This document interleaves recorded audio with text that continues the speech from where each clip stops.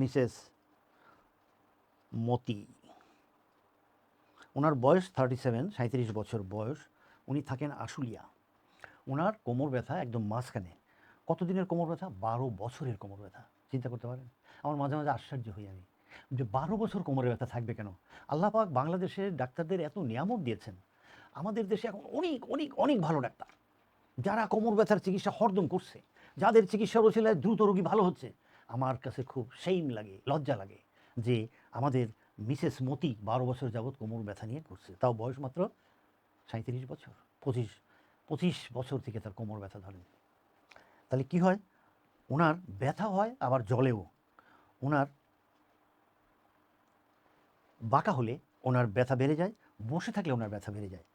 আমরা ওনাকে টেস্ট করে দেখলাম, এসআই জয়েন্ট বলে একটা জয়েন্ট আছে। আপনি যদি কাপড়গুলোকে পেছন থেকে নিচের দিকে নামান, দেখবেন 2টা গর্ত আছে। ওই একটা গর্ত এসআই জয়েন্ট ডান দিকে, আর একটা গর্ত এসআই জয়েন্ট বাম দিকে। ওনার ডান দিকে প্রবলেম। আর এই ব্যথায় চিকিৎসা না নেওয়াতে সঠিকভাবে উপরে শুয়ে মাথা উঠাতে, এরকম উঠাতে পারে না।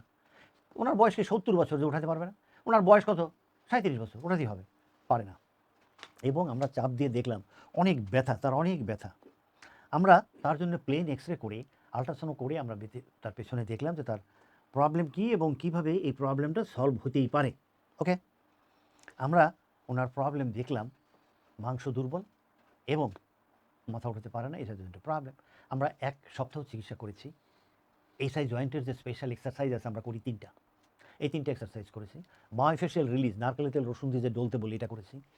মাথা উপরে শুয়ে মাথা উঠাতে বলেছি। এই এক্সারসাইজগুলো, এই চিকিৎসার মাধ্যমে উনি এখন বলছে যে আমি প্রায় 40 ভাগ কষ্ট আমার চলে গেছে, আমি কি আরাম পাই। উনি বলে আমি এখন কি আরাম পাই। তাহলে আমি এবং আমার টিমের সদস্য আমরা এখানে বসেছি, আমরা বলবো যাদের এরকম প্রবলেম তারা এই ধরনের চিকিৎসা করেন, অথবা আপনি নিকটস্থ চিকিৎসককে দেখান যিনি আপনার এই প্রবলেমটাকে সলভ করে দেবে। যিনি কল করেছেন একটু হোল্ড করেন, নিকটস্থ কথা না বলে চুপচাপ থাকেন। তো নিকটস্থ ডাক্তারদের দেখান। কত ভালো ডাক্তার আমাদের দেশে আজ, আল্লাহর অনেক নিয়ামত। আপনি 72 সালের কথা চিন্তা করেন, যখন এই দেশ স্বাধীন হল। 72 সালের জানুয়ারি থেকে চিন্তা করেন আজকে পর্যন্ত আমরা একটা এমআরআই করার জন্য নেইবারিং কান্ট্রিতে যেতে হতো। হার্টের অপারেশন করার জন্য 10 জন লোককে নিয়ে হার্ট অপারেশন করতে যেতে হতো। আর এখন আমাদের দেশে এত হার্ট অপারেশন হচ্ছে, এত ভালো অপারেশন হচ্ছে, কল্পনাই করা যায় না। তো সেই রকম ব্যথার চিকিৎসা হচ্ছে, অনেক ব্যথার চিকিৎসা করে। আমি অনেক ডাক্তারকে চিনি, তারা অনেক ভালো চিকিৎসা করে। তাদের চিকিৎসা নিলে আপনি ভালো হয়ে যাবেন এবং ভালো হচ্ছে রোগীরা।